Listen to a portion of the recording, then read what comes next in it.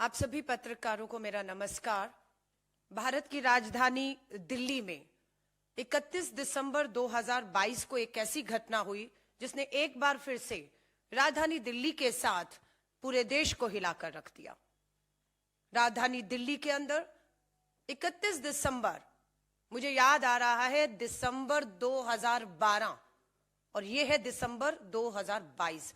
एक दशक पहले राजधानी दिल्ली को टाइटल दिया गया था rape capital of India, crime capital of India. जिन्होंने ये टाइटल दिया था वो दोनों राजनीतिक दल उस समय विपक्ष और सड़कों पर थे।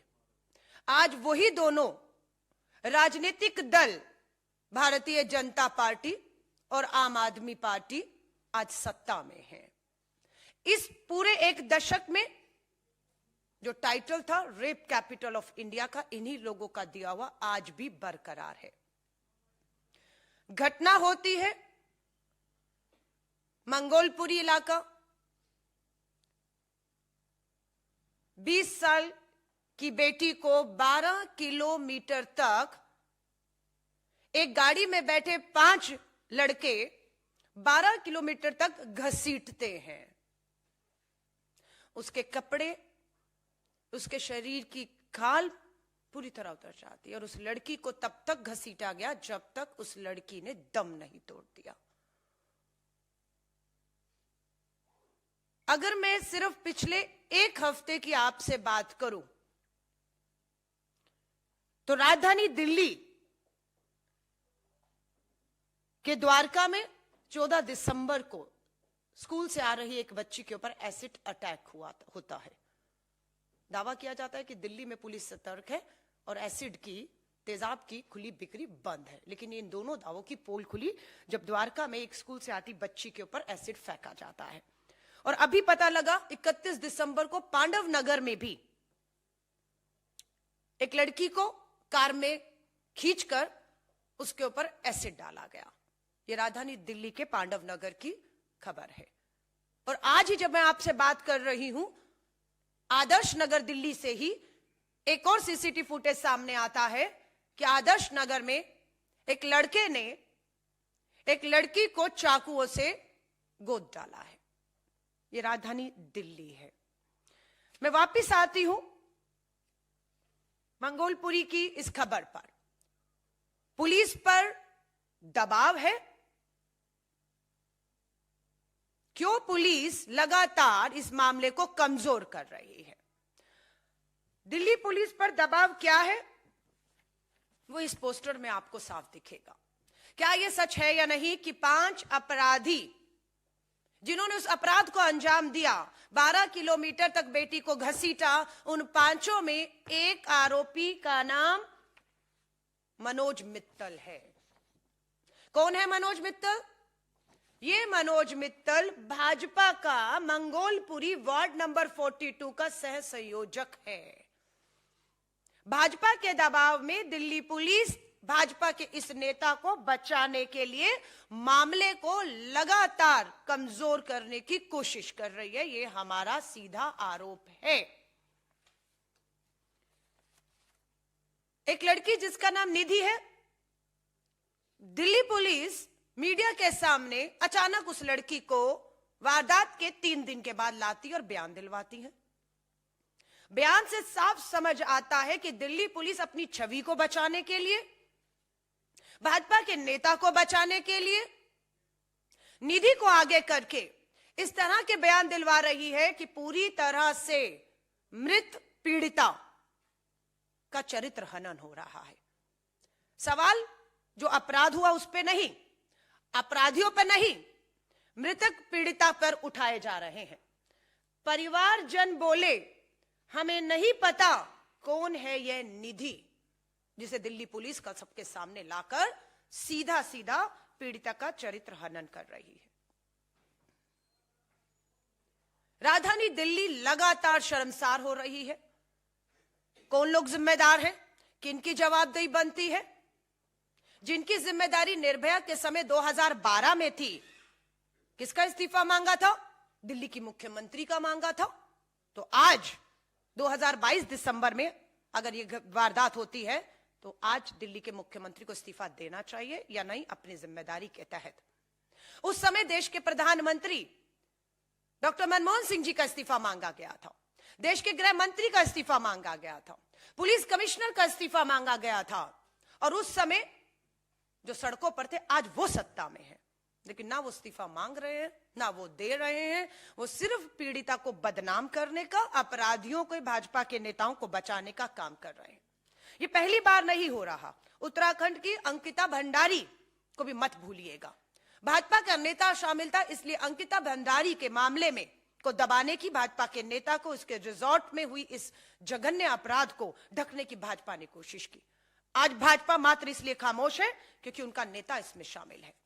दिल्ली पुलिस मात्र अपनी छवि को बचाने के लिए, क्योंकि 12 किलोमीटर तक जब बेटी को गाड़ी के नीचे घसीटा जा रहा था, तब दिल्ली पुलिस की दावा है हर 2 किलोमीटर पे पीसीआर वैन खड़ी थी, लेकिन एक भी पीसीआर वैन, वो जो घटना हो रही थी 12 किलोमीटर तक, किसी की नजर में नहीं आई। चश्मदीद अगर कहता है कि 20 कॉल उसने पीसीआर कॉल्स की, लेकिन जब वो वारदात हो रही थी, उसे अंजाम दिया जा रहा था, तब तक दिल्ली पुलिस का अता पता नहीं था।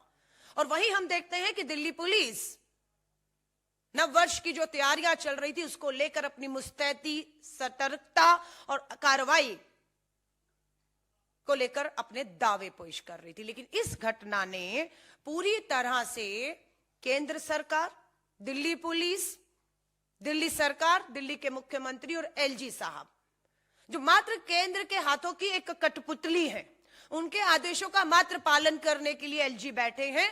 उसके अलावा हमें नहीं लगता दिल्ली की इसी तरह की किसी भी घटना से उनका कोई लेन देन है। कहीं चाकुओं से गोदा जा रहा है, कहीं एसिड से जो है हमला किया जा रहा है, और कहीं हमारी बेटियों को गाड़ियों के नीचे रौंद के उन्हें उनके दम तोड़ने तक उनको जो है खींचा जाता है। और दिल्ली पुलिस, भाजपा पूरी तरह से चरित्रहीन। हमारा यह मानना है, भारतीय राष्ट्रीय कांग्रेस का, पहले राकेश अस्थाना जी गुजरात काडर से रहे, दिल्ली से वाकिफ नहीं थे, उन्हें कमिश्नर बनाया गया, जिसका खामियाजा किसी और को नहीं, दिल्ली को भुगतना पड़ता है। उसके बाद संजय अरोड़ा जी दिल्ली काडर से नहीं, तमिलनाडु काडर से आते हैं, दिल्ली के चप्पे चप्पे से वो भी वाकिफ नहीं है।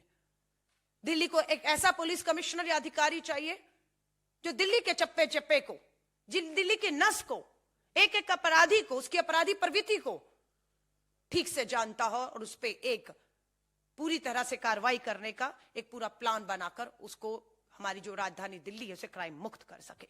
लेकिन दुख की बात है कि ऐसा होता हुआ दिख नहीं रहा। 31 दिसंबर 2022 की यह घटना, और आज मैं आपसे 4 जनवरी 2023 में बात कर रही हूं। 4 दिन बीत जाने के बावजूद भी परिवार से शुरू में मीडिया से सीधे बात नहीं करने देगी।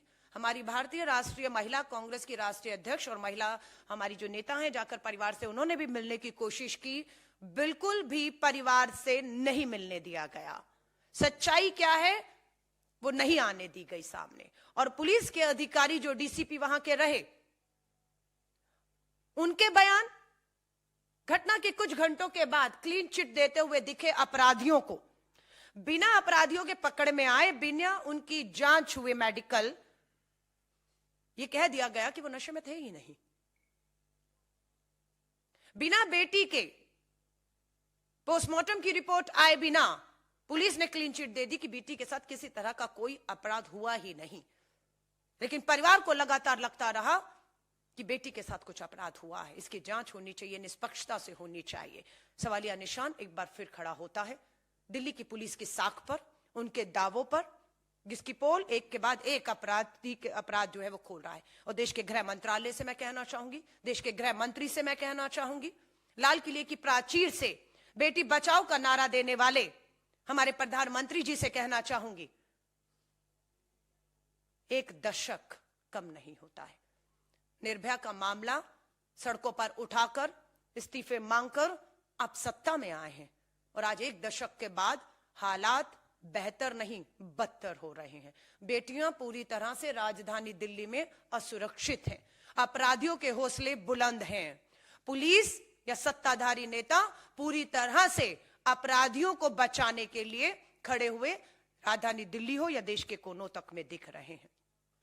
हम ये मांग करते हैं कि पीड़िता के परिवार को पूरी तरह से, जिस तरह की भी उनकी मांग हो, उनकी मांगों को मानते हुए इस जांच को तुरंत पूरी तरह से निष्पक्षता से, बिना किसी दबाव के पूरा करके अपराधियों को फास्ट ट्रैक कोर्ट के तहत मात्र 3 महीने के अंदर अगर आपकी नियत है, सीसीटीवी फुटेज है, पोस्टमार्टम रिपोर्ट है, अपराधी आरोपियों की मेडिकल रिपोर्ट है, गवाह आपके पास चश्मदीद सब है, सब कुछ होने के बाद मुझे नहीं लगता अब समय लगना चाहिए, एक उदाहरण बनना चाहिए इस मामले को और फास्ट ट्रैक कोर्ट में सुनवाई करके 3 महीने के अंदर इस सुनवाई को पूरा करते हुए अपराधियों को, आरोपियों को दोषी साबित होते ही कानून के तहत सख्त से सख्त सजा दी जाए, ये भारतीय राष्ट्रीय कांग्रेस मांग करती है। और भारतीय राष्ट्रीय कांग्रेस पूरी तरह से पीड़िता के परिवार के साथ खड़ी है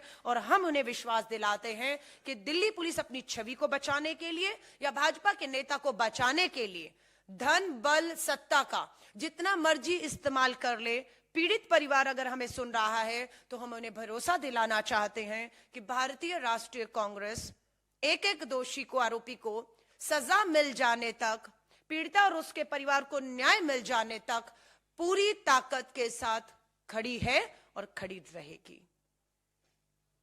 धन्यवाद। आप पत्रकार साथियों को कोई इस पे सवाल हो?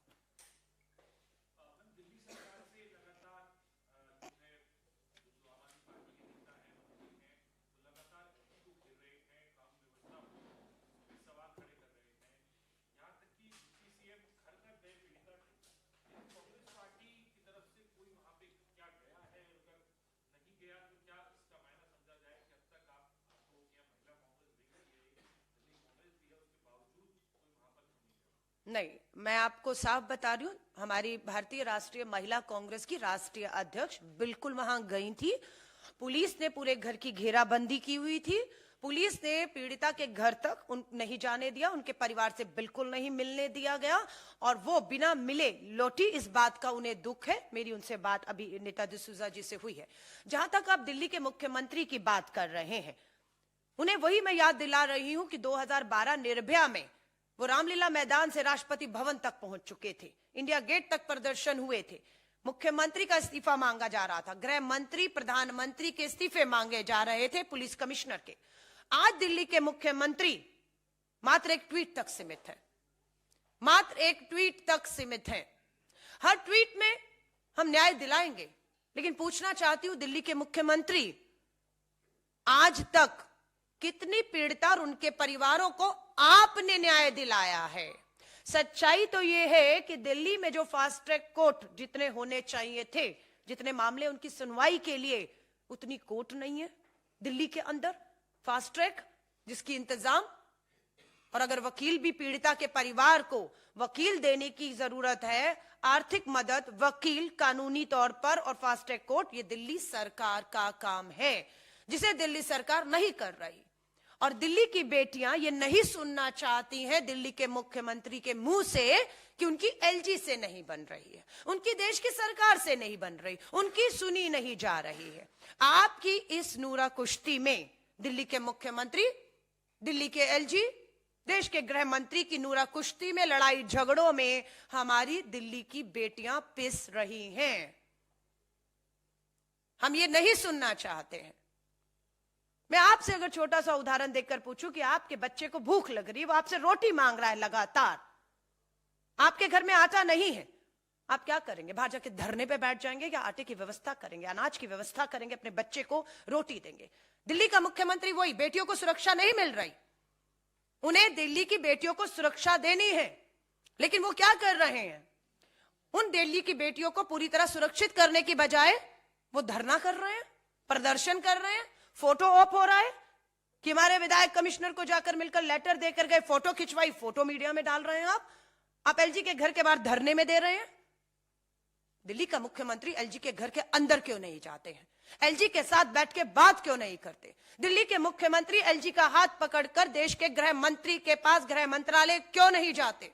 दिल्ली पुलिस कमिश्नर को ये तीनों मिलकर तलब क्यों नहीं करते? क्यों किसी पर अभी तक कार्रवाई नहीं की हुई? कोई किसी को क्यों सस्पेंड नहीं किया गया? इतनी बड़ी वारदात दिल्ली राजधानी में 12 घंटों तक हुई और एक बेटी देखते देखते मौत के मुंह में चली गई और अभी भी पीड़िता का चरित्र हनन किया जा रहा है।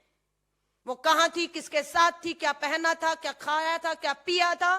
पूरी तरह अपराध से ध्यान भटकाने के लिए सच्चाई ये है कि बेटी को 12 किलोमीटर तक घसीटा गया और तब तक घसीटा गया जब तक उसकी मौत नहीं हो गई।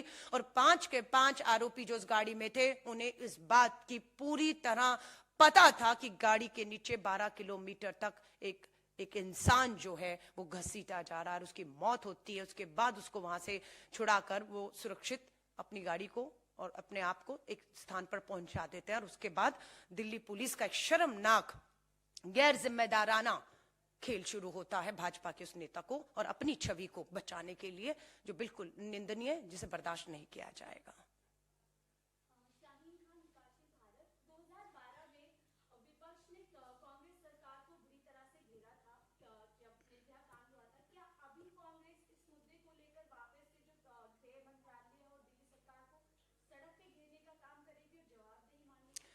देखिए, उन्होंने हमें घेरा था इसलिए हम उन्हें घेरेंगे, ऐसा बिल्कुल भी नहीं है।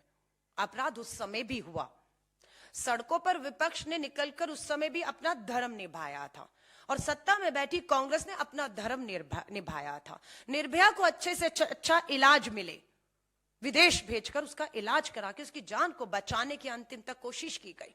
पीड़िता के परिवार को बड़े से बड़ी कानूनी मदद, आर्थिक मदद दी गई। उनका हौसला बढ़ाया गया। श्रीमती सोनिया गांधी जी, प्रधानमंत्री, गृह मंत्री, मुख्यमंत्री शीला दीक्षित जी पीड़िता के परिवार के साथ खड़े थी। आज कोई दिख रहा है आपको खड़े हुए?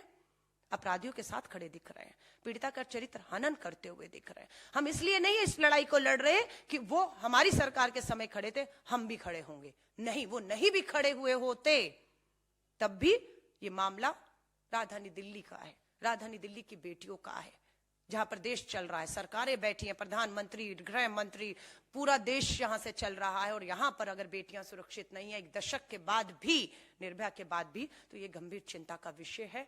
चिंतित होना होगा। सबसे बड़ी बात है, देश की महिला बाल विकास मंत्री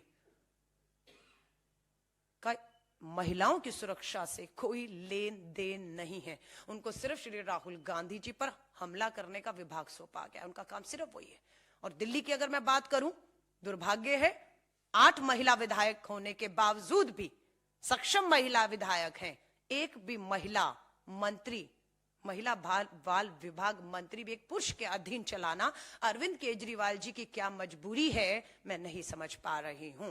सो ये दोनों की गंभीरता दिखाता है कि महिलाओं को लेकर, उनकी सुरक्षा को लेकर दोनों सरकारें, भाजपा और आम आदमी पार्टी, कितनी गंभीर है, यहीं से दिखता है।